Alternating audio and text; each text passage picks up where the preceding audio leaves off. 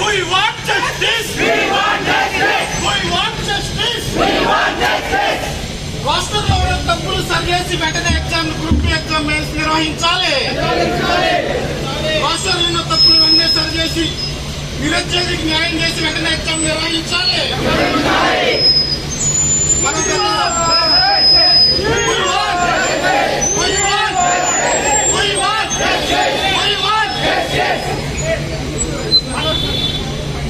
ఎంతో భక్తి చేసి తల్లిదండ్రుల యొక్క ఆశయాల్ని మన కర్తవ్యాన్ని సాధించుకోవాలని చెప్పి మన జీవిత ఆశయంగా గ్రూప్ 2 కళని సాధించుకునే క్రమంలో ఈ రాష్ట్రంలో జరిగినటువంటి అన్యాయాన్ని, దాంట్లో ఉన్నటువంటి అన్యాయం వల్ల కష్టపడి చదువుకున్న మనం ఉద్యోగం సాధించలేము. చదువుకున్న వాళ్ళకి అన్యాయం జరుగుతుంది. అట్ ద సేమ్ టైం ఎవడైతే కాంపిటేటివ్ ప్రిపేర్ అవ్వాలనుకుంటాడో వాడికి కూడా కాంపిటేటివ్ ఎగ్జామ్ మీద ప్రిపేర్ అవ్వాలని ఆశ కూడా చచ్చిపోతుంది. అందువల్ల నిరుద్యోగుల యొక్క ఆశల్ని చంపకుండా ప్రభుత్వం, న్యాయ వ్యవస్థ సమూలంగా ఆలోచించి నిరుద్యోగులకి న్యాయం చేయాలని చెప్పేసి మేము ఈ బ్రాడీపేటలో ఉన్నటువంటి నిరుద్యోగ వ్యవస్థ మొత్తం ప్రభుత్వాన్ని మరి న్యాయ వ్యవస్థని కోరుకుంటున్నాం. మరొకసారి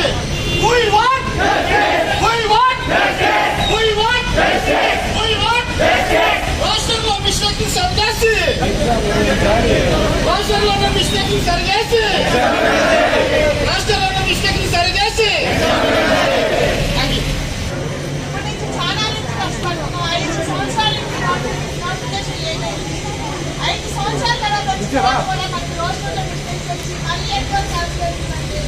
ఎంతో మానసికంగా కుంగిపోయాము.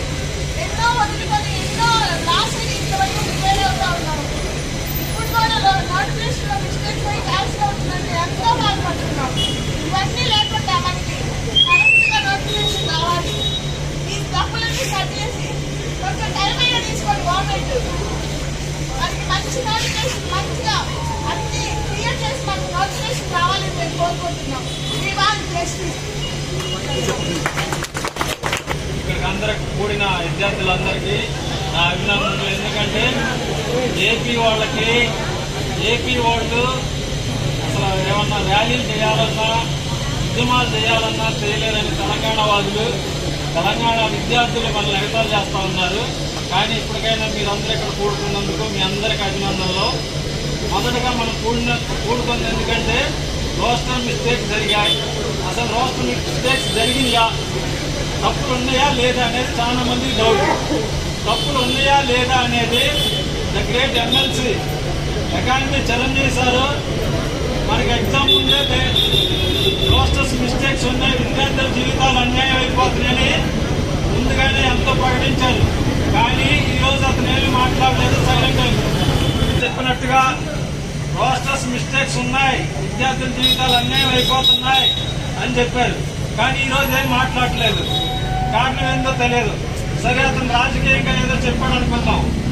నిన్న అందరు కోర్టు తీర్పు చూశారు, యూట్యూబ్లో పెట్టారు, అందరూ గమనించుంటారు. ఏజీ గారు కానీ ఏపీపీఎస్సీ లాయర్స్ కానీ వాళ్ళు చెప్పింది ఒక మాట. 75,000 మంది హాల్ టికెట్స్ డౌన్లోడ్ చేసుకున్నారు, ఎగ్జామ్ రెడీగా ఉన్నారు, మీరు దయచేసి ఎగ్జామ్ కండక్ట్ చేయండి, మేము అన్ని రెడీ చేసాం. ఇక్కడ విషయం ఏంటంటే 75,000 మంది హాల్ టికెట్ డౌన్లోడ్ చేసుకున్నారు, కానీ మనం ఎక్కడ పోయి రాయాలని చూసుకున్నారు, కానీ ఎవడో ప్రింట్అవుట్ తీసుకోలేదు. అవునా కాదా? ప్రింట్అవుట్ తీసుకున్నారా? సిద్ధంగా ఉన్నారు ఎగ్జామ్ రాయడానికి? లేదు. కారణం రోస్టర్స్ మిస్టేక్స్ అనేవి స్పష్టంగా ఏజీ గారు ఏమన్నా తప్పులుంటే మేము తర్వాత సరి చేస్తామన్నారు. తర్వాత సరి చేస్తే మళ్ళీ కేసుకి వెళ్తే అది సుమారు సంవత్సరం అవ్వచ్చు, 2 సంవత్సరాలు అవ్వచ్చు, 4 సంవత్సరాలు అవ్వచ్చు. అదేదో ముందే క్లియర్ చేసి ఒక కమిటీ వేసి తప్పులన్నీ చూసి సరి చేసి నిరుద్యోగ అభ్యర్థుల్ని వాళ్ళ ఆశ వాళ్ళ ఆశయాలు కానీ వాళ్ళ సూచనలు కూడా తీసుకొని దయచేసి వాళ్ళు ఇవన్నీ సరి చేసినాకే ఎగ్జామ్ కండక్ట్ చేయాలని కోరుకుంటున్నాం. ఆల్రెడీ మీరు చూసారు చాలా మంది మేము బాగా చదివాం 250 వచ్చేస్తున్నాయి, దయచేసి మమ్మల్ని డిస్టర్బ్ చేయమాకు, మేము రెడీ అయిపోయాం, మీ వల్ల కొంతమంది ఇన్స్టిట్యూట్ వాళ్ళు కూడా ఎగ్జామ్ జరిగిపోద్ది, వీళ్ళు బాగా చదువుకున్న వాళ్ళు చెడగొడుతున్నారు అది ఇది అంటున్నారు. మీరు ఆల్రెడీ మొన్నే చూశారు, ఒక వ్యక్తి దాదాపు 15 సంవత్సరాలు పోరాటం చేస్తే తన యవ్వనాన్నంతా కోర్టుల చుట్టూ తిరిగితే ఈ రోజు FCO forest conservation officer job వచ్చింది. మరి దానికి మూల్యం ఏం చెల్లించాలి? చెల్లించింది ఏంటంటే 2 లక్షల ఫైన్. ఆ 2 లక్షలు కూడా APPSC కట్టమన్నారు. వాళ్ళ జేబులో చెప్తారా? అది ప్రభుత్వం అని మళ్ళీ ప్రభుత్వమే ఇవ్వాలి అంటే మనమే మళ్ళీ ట్యాక్స్ ద్వారా పంపించింది.